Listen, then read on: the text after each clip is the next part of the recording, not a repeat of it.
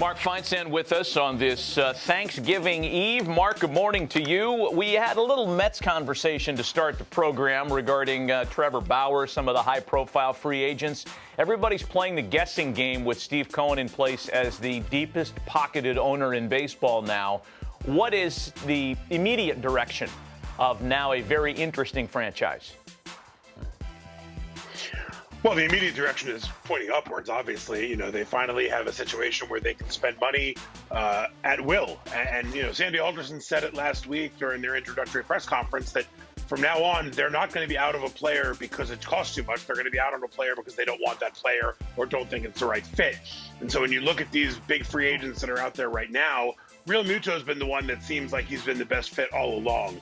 And I think he is obviously a great fit for the Mets. But Springer, all of a sudden, might be just as good of a fit because with Robinson Cano's suspension, you can move Jeff McNeil back to the infield, move Brandon Nimmo over to play left, and all of a sudden you've got an opening in center field that George Springer would fill quite nicely. So, you know, I've spoken to a lot of people who believe the Mets could go out and sign two of these big free agents.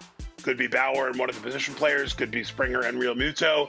But the fact that we're even discussing this is certainly a new trend for an organization that for a long time has not been out there on the huge free agents. You know, Mark, everybody, and I get what you're saying because I know that Steve Cohen, he's got deep pockets. But there has to be limitations somewhere. So, you know, what Sandy said about, okay, if we don't get a guy, it's because we don't want one. I mean, I got to look at 4 of those free agents that we're talking about or 5 of those free agents saying, I want all of them. But there's got to be limits somewhere in there, yes? Yeah, I mean, I don't think they're going to go have a $300 million payroll and, you know, sign 5 players who are going to cost them a combined $130 million or more.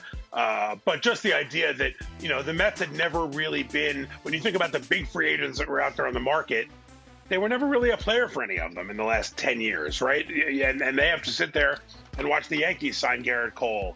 And watch, you know, other teams go out and give these big contracts. Watch the Phillies sign Bryce Harper. And now they're in a position where at least they're in the conversation on every one of these guys. They may not want every one of these guys. They're certainly not going to get every one of these guys. I mean, the Yankees and Dodgers have the biggest payrolls in the game, and they're not the ones out there signing every big free agent. But they always have the ability to do so if they think that's the way they should go. And now the Mets are in that category of, if they feel that there is a player out there on the free agent market that's going to markedly help them take that next step, they have the financial wherewithal to go and get him if that's what they choose to do. You know, we talk about, and we had this Bluejays discussion as well in talking about, you know, 2 teams that were anticipating doing some spending this winter. Again, we don't know anything about the climate because of all the restrictions put on teams and schedules regarding the pandemic.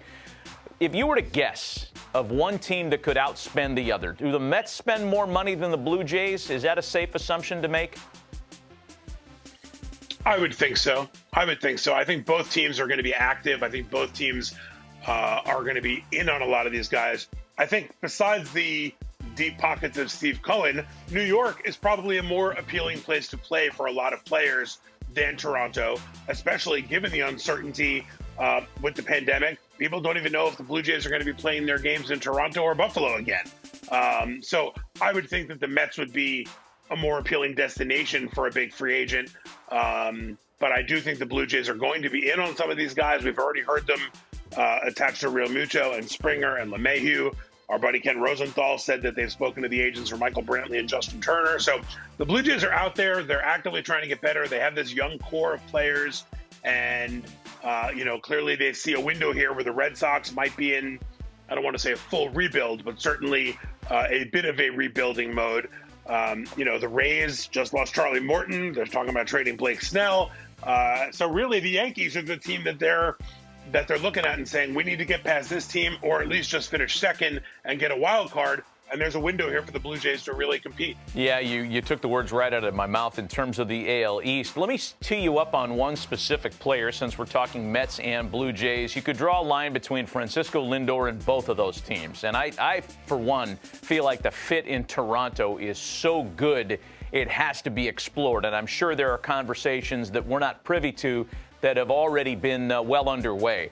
Talk about Lindor to the Jays, the potential of that happening, and what would that compensation package look like going back to Cleveland?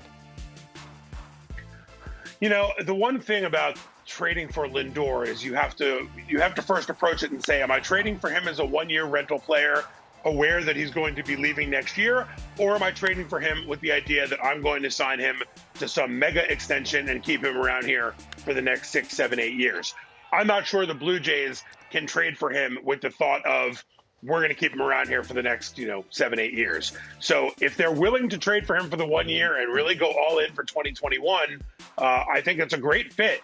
The Mets are a team that I think, with their financial situation with the new owner and being in a big market, which can obviously offer him, endorsement deals and all that kind of thing. The Mets are a team where I think they could trade for Lindor and say, sort of like the Dodgers did with Mookie Betts, we're trading for this guy with 1 year left on his deal, but our plan is to have him here for a lot longer than that. As far as what would go back, I mean, again, I think the fact that he's only got 1 year left on his contract and there are no guarantees unless there's some sort of a window granted to sign him to an extension, it's tough to see what teams are going to give up. You look at the package that the Red Sox got for Betts, that was a pretty good deal. You look at some of the other 1 year rental type packages, Cleveland's not going to give him away, but with only 1 year left and no guarantee of extending him, I don't know that you're going to be able to land a team's, 2 or 3 top prospects.